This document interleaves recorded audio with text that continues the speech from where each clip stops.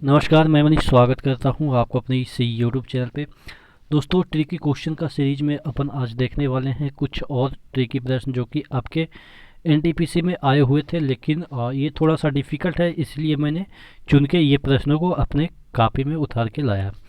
पहला क्वेश्चन की ओर बढ़ते हैं। सुकेश्वर मंदिर कहाँ पे है? देखिए, एक मंदिर सुकेश्वर और है जो कि महाराष्ट्र में, लेकिन फेमस जो सुकेश्वर मंदिर है वो आपके आसाम में ही है। तो अगर आपके महाराष्ट्र कई बार ऑप्शन में दिख जाए तो महाराष्ट्र भी टिक करिएगा, लेकिन दोनों अगर दिख जाए तो आसाम ही टिक कीजिएगा, लेकिन मल्टीपल चॉइस क्वेश्चन ना रहे तो। ठीक है, अगर मल्टीपल रहेगा तो आसाम और जो महाराष्ट्र है दोनों होगा। अब देखिएगा, मैं आपको एक पिक्चर के थ्रू दिखाने की कोशिश करता हूँ कि ये आपका सुकेश्वर जो टेम्पल, हालांकि इसको देखिएगा सुकेश्वर, और एक मिनट मैं इसको रोटेट कर दूं क्योंकि रोटेशन ज़रूरी है। हाँ, तो ये है देखिएगा सुकेश्वर, सुकेश्वर टेम्पल देखिएगा।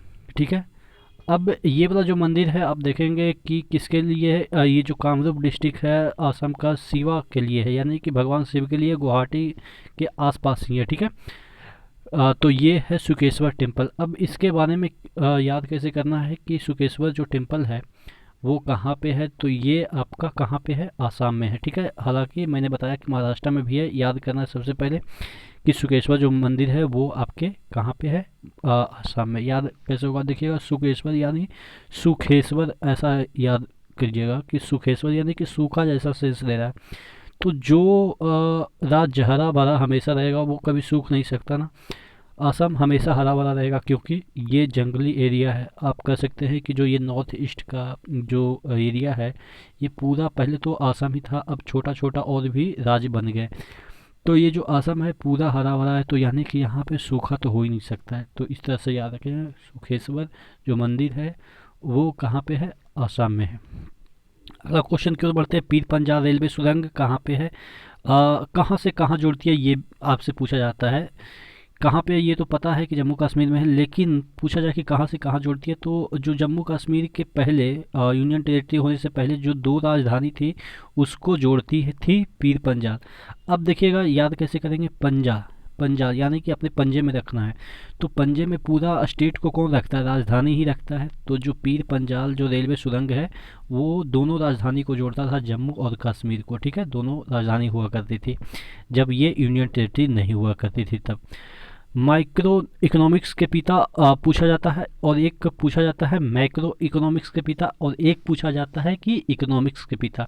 देखिए, इकोनॉमिक्स दो प्रकार के हम डिवाइड कर सकते हैं कि जो इकोनॉमिक्स होता है, यानी कि इकोनॉमिक्स का आप कह सकते हैं हिंदी जो भी हो, आप ध्यान दीजिएगा। इकोनॉमिक्स के पिता मतलब कि आर्थिक के कुछ ऐसा ही होता है हिंदी, जो भी आप समझ गए होंगे।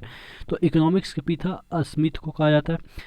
अगर छोटे वाले इकोनॉमिक्स जिसको हम कहते हैं माइक्रो, एक होता है मैक्रो, MACRO। मैक्रो इकोनॉमिक्स के पिता किससे कहा जाता है, किन्स को कहा जाता है। ठीक है, तीनों को हम याद करवाएंगे। स्मिथ तो पता रहता है, लेकिन माइक्रो को कैसे याद रखेंगे, देखिएगा अल्फ्रेड मार्शल। ठीक है, अल्फ्रेड, अल्फ्रेड इस तरह से याद रखिएगा कि मैक्रो मतलब छोटा होता है, तो अफ्रेड, अफ्रेड, ठीक है, छोटा आदमी अफ्रेड, अफ्रेड मतलब डरना होता है। तो छोटा आदमी हमेशा डरा हुआ रहता है। ठीक है, या आप कह सकते हैं मार्शल एक छोटा सा गाड़ी है। अगर लॉरी वगैरह का रिस्पेक्ट में बात करें तो मार्शल एक छोटा सा गाड़ी है, यानी कि माइक्रो, माइक्रो इकोनॉमिक्स के पिता मार्शल को, या इसके फर्स्ट जो वर्ड है उससे भी याद रख सकते हैं कि एफ्रेड, एफ्रेड मतलब कि भयभीत रहता है। तो छोटा आदमी हमेशा भयभीत रहता है। तो माइक्रो इकोनॉमिक्स के पिता अल्फ्रेड मार्शल को कहा जाता है, या मार्शल से ही सिर्फ याद कर लीजिएगा। लेकिन अगर माइक्रो इकोनॉमिक्स की बात की जाए, माइक्रो मतलब कि बड़ा इकोनॉमिक्स, माइक्रो और माइक्रो में अंतर क्या होता है मैं समझा रहा हूँ अभी। तो इसके पिता कौन है, किन्स हैं। ठीक है, किन्स को कंस से याद रखिएगा। किन्स क्या है, KEYNES, कंस। ठीक है, कंस से रिलेट कीजिएगा कि अगर आपको कंस को मारना है तो बड़ा कुछ शस्त्र लाना पड़ेगा, क्योंकि कंस को मारना ऑब्वियस है कि बहुत मुश्किल काम है। उसके लिए भगवान श्री कृष्ण को खुद अवतार लेना पड़ा। तो आप समझ सकते हैं कि ये इसको मारने के लिए, किन्स को यानी कि कंस को मारने के लिए बड़ा कोई अस्त्र की आवश्यकता होगी, ठीक है। तो यानी कि बड़ा वाला जो इकोनॉमिक्स है उसके पिता कौन हो गए, केन्स हो गए। अब ये माइक्रो इकोनॉमिक्स और माइक्रो इकोनॉमिक्स में अंतर क्या होता है? जैसे माइक्रो इकोनॉमिक्स यानी कि छोटा वाला इकोनॉमिक्स की बात करें तो ये होता है जैसे कि आपने कोई पेन खरीदा, कोई बुक खरीदा, कोई सामान खरीदा, तो ये छोटे छोटे चीज़ खरीद रहे हैं, तो ये हो गया माइक्रो इकोनॉमिक्स।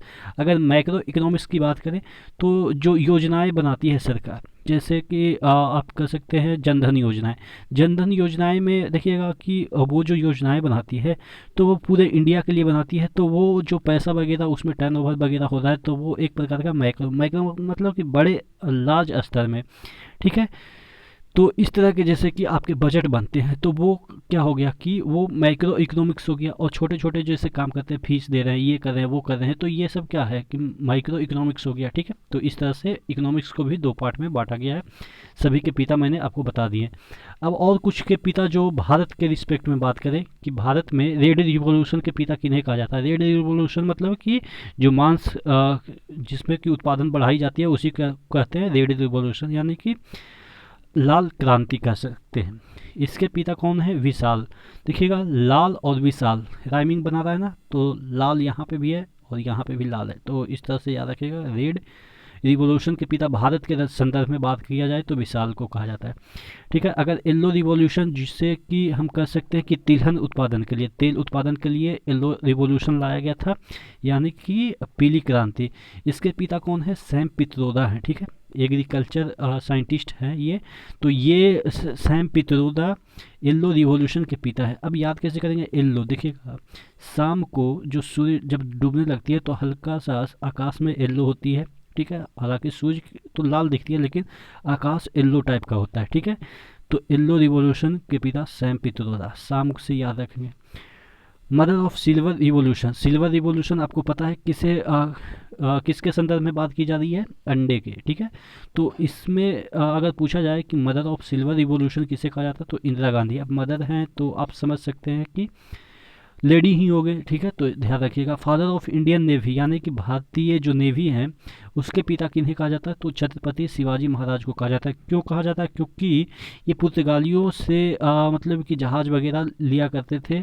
और आप कह सकते हैं कि आधुनिक मतलब इतिहास में, या आधुनिक तो नहीं कह सकते हैं कि मिडिवल ही है, मिडिवल हिस्ट्री में जो छत्रपति महाराज शिवाजी थे वो काफ़ी लड़ाई लड़े, मतलब कि ये पानी वगैरह में भी, ठीक है। तो इसीलिए छत्रपति शिवाजी महाराज को फादर ऑफ इंडियन नेवी कहा जाता है। अगर बात करें फादर ऑफ ब्लू रिवोल्यूशन, जो कि पानी का रिवोल्यूशन होता है, ठीक है, तो वो कौन है, डॉक्टर अरुण कृष्णन और हरिलाल चौधरी। अब चौधरी से याद रखेंगे, चौधरी जो कि ताड़ से ताड़ी निकालता है ना। बिहार या यूपी में आप जाएंगे चौधरी, हालांकि चौधरी एक ऊंचा जात भी होता है, लेकिन एक चौधरी जो कि आप कह सकते हैं कि एससी में आते हैं बहुत सारे स्टेट में, जो कि ताड़ी निकालते हैं, तो वो क्या करते हैं कि ताड़ी में पानी मिला देते हैं, ठीक है। तो चौधरी याद रखिएगा, ब्लू रिवोल्यूशन, ठीक है। पानी मिला रहे हैं तो यानी कि चौधरी साहब हैं, ठीक है। तो ब्लू रिवोल्यूशन, इससे याद रखिएगा। ज्योग्राफी के पिता, इंडिया के रिस्पेक्ट में बात की जा रही है, वर्ल्ड ज्योग्राफी की नहीं बात की जा रही है, इंडियन ज्योग्राफी के पिता की बात की जाए तो ये एक अंग्रेज थे, ठीक है।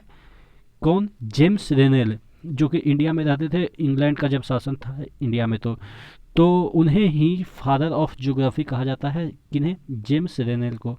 अगर फादर ऑफ मॉडर्न इकोनॉमिक्स की बात करें, देखिएगा ऊपर जो इकोनॉमिक्स के पिता कहला रहे थे उसी में अगर भारत के रिस्पेक्ट में मॉडर्न इकोनॉमिक्स के पिता कहलाए कौन, अमर्त्य सेन, सॉरी एमजी रानाडे, महादेव गोविंद रानाडे, ठीक है। ये father of modern economics Bharat के रिस्पेक्ट में बात करें, भारत के आधुनिक इकोनॉमिक के पिता किसे कहा जाता है तो एमजी रानाडे। आपको कंफ्यूज किया जा सकता है दादा भाई नौरोजी को देके, क्योंकि वो भी काफ़ी काम किए हैं इकोनॉमिक्स के क्षेत्र में, ठीक है। अगला क्वेश्चन की ओर बढ़ते हैं। Mother Teresa of economics, economics के मदर टेरेसा के बारे में आपको पता है, आप नीचे कमेंट बॉक्स में कमेंट करके बताएंगे कि उनको नोबेल पुरस्कार कब मिला और भारत रत्न कब मिला, ठीक है।